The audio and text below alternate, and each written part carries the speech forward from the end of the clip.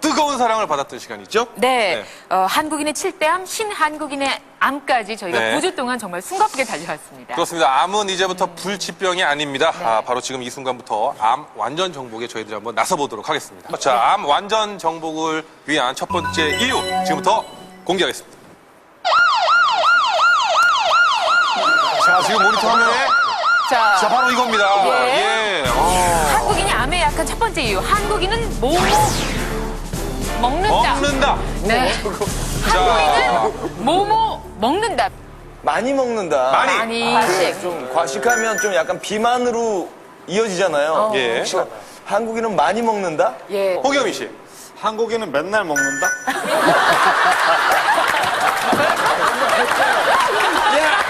그 일종의 좀 과도한 어떤 음주라든가 맨날. 네, 맨날 먹는다. 예. 수진 씨. 수진 씨. 한국인은 자극적이게 먹는다? 자극적이게 먹는다. 음식이 다 맵고 짜고 짜니까 맵고. 예, 너무 태워서 먹고 이러니까. 오, 종민 씨. 예, 이건 확실해요. 예. 이건 답입니다. 몸에 좋은 건 돌에도 씹어 먹는다.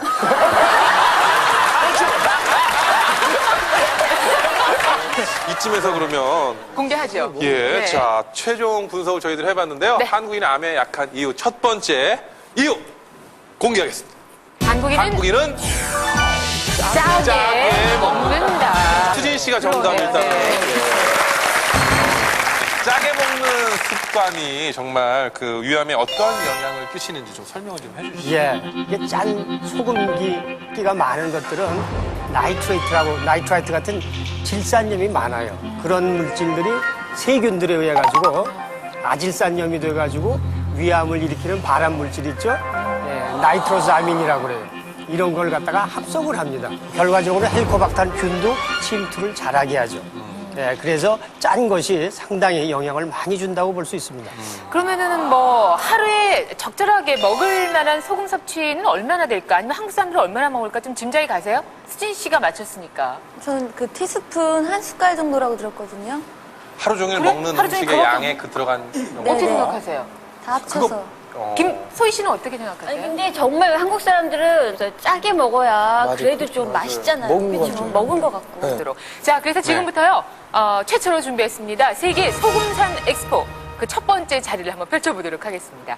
자, 산 중에 산. 네. 야, 소금산을 저희가 쌓아봤습니다. 그러니까 하루에 각 나라 사람들이 먹는 소금 양을 1년치로 계산을 해서 1년에 이만큼씩 먹는다 하는 얘기인데요. 야, 놀랍네요. 이 교수님, 설명 좀 해주시죠. 예, 세계보건기구에서 네. WHO죠. WHO죠. 여기서 하루에 일일 섭취 권고량이 하루 6g입니다, 네. 소금이. 그러니까 1년치로 따지면 이만큼. 2199g이에요. 네. 근데 미국도 보니까 지금 조금 약간은 돌고 높죠. 있죠. 그러나 뭐 크게 높지 않고 예. 일본은 좀 수급졌어요. 조금은 더하죠. 예. 그렇습니다. 예. 자, 우리나라는 지금 아직 비어 있어요. 1년 섭취량 한국인은 과연 얼마나 될지 저희가 뒤에서 특별히 한 분을 모셔봅니다. 네. 홍경민님 소금 장수가 되어 나오십시오. 네.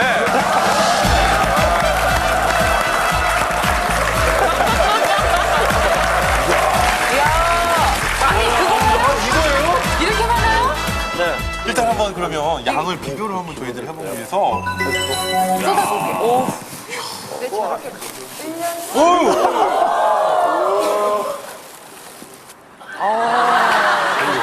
4,562g. 이것은요, WHO, 그러니까 세계보건기구의 몇 배입니까? 세계보건기구의 정확하게 2배입니다. 2배의 양을. 근데 실제로 짜게 먹는 분은 더 많은 거예요. 이게 평균이기 때문에 그러니까 실제 상당히 많이 잡수는 건 사실이고 그래서 나라별로 한번 위암의 발생률을 비교해보면 소금 섭취량과 얼마나 관계가 있을까. 위암 발생률. 미국 보세요. 위암이 9.6명, 예. 캐나다 9.1명, 네. 프랑스 11.1명, 호주 9.1명. 저렇게. 일목 금세 알 수 있죠? 이렇게 짜게 먹는 게 우리 몸에 굉장히 영향을 많이 준다고 볼 수 있어요. 우리나라도 예전부터 저장하는 소금에 절여서 오래 보관하다 보니까 짜게 됐고 그게 식습관이 돼서 입맛이 짜게 됐어요. 그래서 점차적으로 짜게 먹는 것이 굉장히 중요하겠죠. 예. 자, 지금부터라도 여러분 싱겁게, 네. 싱글벙글, 심심하게 음식을 드시면 좋겠습니다. 자, 이어서 한국인의 암에 약한 두 번째 이유 공개하겠습니다.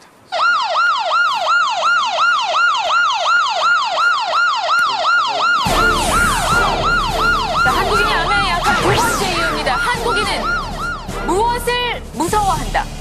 우리나라 옛말서부터 그 병은 소문을 내라고 그랬어요. 소문을. 소문을 내면은 뭔가 처방이 나오거든요. 네. 근데 요즘엔 그 말을 지키질 않고 네. 병을 자꾸 숨기는 것 같아요. 그러니까 병을 알리길 무서워하는 것 같아요. 아, 한국에는 병을 알리는 것을 무서워한다. 그러면 저거 답은 그거예요. 맨날- 한국에는 소문을 무서워한다. 이민우 씨는 한국인이 암에 약한 이유 어떤 걸 무서워하기 때문입니까? 병이 아닐까 생각하는데. 병을 무서워한다. 너무 좀 동떨어지는 이게 좀 병 무섭죠. 나는 신지가 제일 무섭습니다.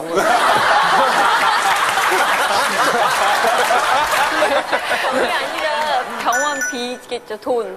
그쵸, 예. 과연 한국인이 암에 약한 두 번째 이유 정답. 공개합니다. 한국인은 병원을 무서워. 아프리카 속담에는요, 병을 숨기는 자에게는 약도 없다는 말이 있습니다. 병원을 멀리하고 병을 숨기면요, 바로 놓치는 것이 조기 검진입니다. 우리가 암시를 통해서 암을 극복하기 위해서는요, 가장 중요한 것이 조기 검진이거든요. 바로 병원을 멀리하면은 조기 검진의 기회를 놓치게 됩니다. 실제로 이번 한국인의 암 시리즈를 하면서 저희들이 그 사례를 저희들이 여기 계신 피부로 느낄 분들도 수 사실 있었고 김정민 씨가 저도 정말 그 대장 검사를 했는데요. 깜짝 놀랐어요. 깜짝 놀랐는데 뭐 치료를 해서 다행이지만 이제부터는 정말 그 내 몸은 내가 알아서 미리미리 조기 검진을 해야 되겠구나라는 생각이 바뀌었어요. 그 이후로 또 금연도 결정하셨잖아요. 금연을 아주 천천히 한다고 제가. 근데 사실 예. 병원을 무서워한다, 또 한 가지는 병원비를 무서워한다는 얘기도 있는데 사실 주부들이 자신의 건강을 위해서 병원 찾기가 참 어렵거든요. 근데 저희가 국민건강보험과 함께하는 비타민으로서 그동안 병에 대해서도 알려드리고 또 병원비를 절약할 수 있는 방법에 대해서도 많이 알려드렸어요. 그렇죠. 네. 예, 국민 건강을 지키기 위해서요, 네. 국민건강보험에서는 5대 암 검진 사업을 실시하고 있습니다. 특히 이제 보험료 기준 하위 50% 저소득층에는 전액 무료로 국가에서 지원하고 있습니다.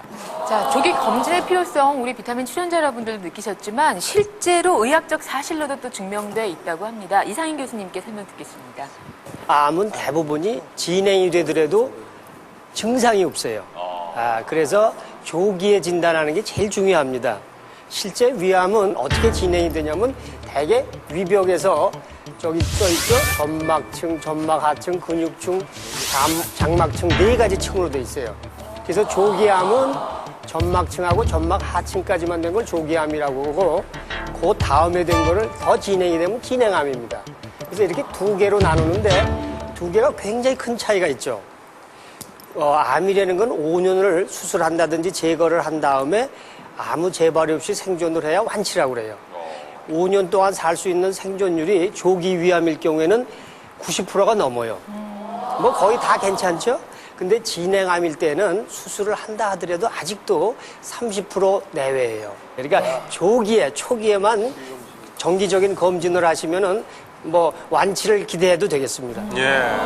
그 간암도 위암과 마찬가지로 지금 5년 생존율이 조기에 발견되는 경우에는 그 거의 반수 이상이 살 수 있고 진행이 된 다음에 발견이 되게 되면은 그럴 때는 5년 생존율이 5%도 안 됩니다. 특히 그 암 시리즈 편에서는요, 그 조기 검진을 통해서 그 많은 스타분들이 함께 해주셨는데 용종을 또 발견하고 또 치료를 하신 분들이 또 계셨었습니다. 네, 그래서 그때마다